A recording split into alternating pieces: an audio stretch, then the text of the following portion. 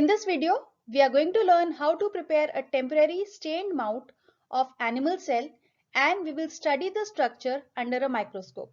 So for this particular experiment, we are going to use the cheek cells which we'll obtain by scraping the inside surface of our cheek. So we'll be using this scalpel and we'll just scrape it on the inside, and that will give us a small piece of tissue, and then we are going to stain it and observe it under a microscope.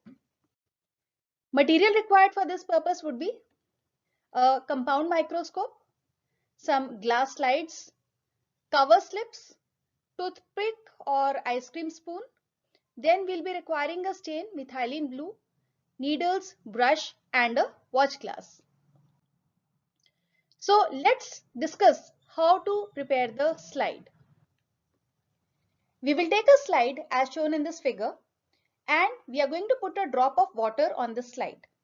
Now we will scrape the inside of our cheek using a toothpick or a forceps, and we will gently pull out a small piece of tissue from the cheek and place it on this slide.